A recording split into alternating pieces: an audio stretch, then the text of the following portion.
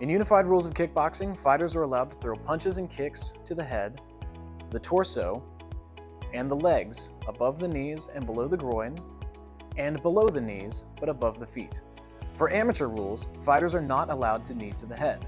However, they can knee to the body or the legs. Additionally, fighters are not allowed to intentionally target the neck, the back of the head, the spine, the groin, or any joints, such as knees, elbows, or ankles. Fighters are allowed to clinch for up to 5 seconds. If it extends beyond this time, the referees will instruct them to break, and at that time, the fighters will release the clinch and continue to strike. Fighters must knee upon entry. Fighters are not allowed to initiate the clinch for the purposes of resting or preventing the opponent from throwing any strikes. The purpose of the clinch in unified rules is to throw knees that score. All knees that are done in the clinch in unified rules of kickboxing must be done in a straight line. There is no stepping and turning or repositioning. Fighters may reposition their hands as long as they are continuously kneeing or protecting themselves from knees. It is important to remember the referee will shout the command break. They may shout this multiple times so the fighters can hear them. Upon hearing this command, fighters are to release the clinch and immediately return to striking. If the referee shouts stop, then all action must stop as the referee separates the fighters. The purpose of the clinch is not to establish a dominant position, it is to throw knees that score. If a fighter cannot accomplish this, then they must release the clinch.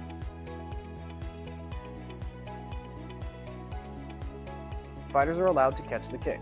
However, when you catch the kick, you may take one step and then release. Or you may throw one legal technique to a legal target area and then release. Once one step is taken or one legal technique is thrown, the fighter must release the leg and then continue to fight. Fighters are not allowed to take multiple steps or plow their opponent across the mat. No sweeps of any kind are allowed in unified rules of kickboxing. Kicks to the leg are allowed, and if the opponent falls to the ground and it is done in a legal kicking motion, it will not be considered a sweep.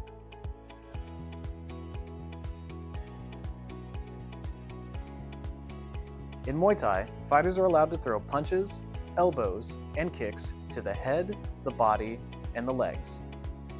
In amateurs, fighters are not allowed to knee to the head. However, they can knee to the body or the legs. In Muay Thai, the clinch will be allowed to continue as long as it is productive. For the clinch to be productive, the fighter must be effectively fighting to improve position or landing strikes that do damage. Simply holding the clinch to stall the opponent's progress will not be allowed. Fighters are also prohibited from executing any takedowns, throws, or trips. Fighters are not allowed to elevate their opponent. They cannot lift them off the canvas. Fighters are allowed to catch the kick. However, when you catch the kick, you may take one step and then release.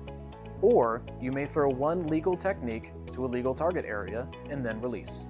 Once one step is taken or one legal technique is thrown, the fighter must release the leg and then continue to fight. Fighters are not allowed to take multiple steps or plow their opponent across the mat. It is legal to sweep the opponent. However, the bottom of the foot is not allowed to be engaged in the sweep. Fighters must attempt to sweep using only the side or top of the foot. The sweep may not target the ankle and must target the base of the leg. The referee is the only person who is allowed to stop a fight, and they may do this for a variety of reasons. When a referee needs to enforce a rule violation, they can do one of three things. 1. Issue a warning. 2. Deduct a point from the offending fighter. 3. Issue a disqualification. The decision is based on 2 criteria. 1. The intention of the rule violation. So, did the fighter intend to violate the rules? 2. The severity of the rule violation. Usually this is determined by the damage that's done to the opponent. This means the referee does not need to go sequentially through the steps of issuing a warning, then deducting a point, then disqualifying. A referee could go straight to disqualification if the rule violation is intentional and causes significant damage. Enforcing rule violations in fair competition is important. The fighter's safety is paramount. Referees are looking out for the well-being of the fighters and are instructed to use their judgment to assess when a fight needs to be waved off.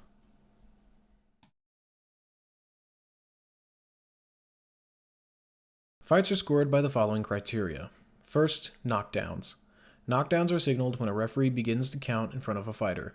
For amateurs, this includes standing 8 counts. The round will be scored 10-8, the knockdown fighter receiving an 8.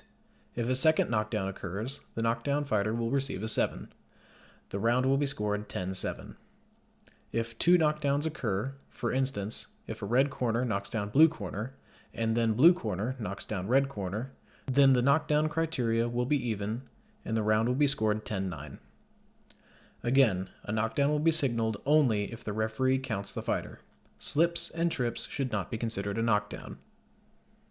The second criteria is effective striking. Effective strikes are considered legal heavy strikes that land and do damage. Judges should assess strikes for their damage and impact on the opponent. The third criteria is control of the fighting area. This is evaluated by determining which contestant dictates the pace of the bout, the location of the fight, and their positioning. Lastly, effective technique. This is defined as fighters who utilize more of the available techniques in a given rule set. For example, a fighter who throws punches, kicks, and knees should be seen more favorably than a fighter who throws only punches. It's important to remember this criteria is descending. The decision over who wins the bout is based first on knockdowns, then effective striking, then control of the fighting area, and lastly, effective technique. Judges should only use the criteria down the list if they cannot determine a winner by knockdowns or effective striking. Thank you for watching, and we look forward to seeing you at one of our events soon.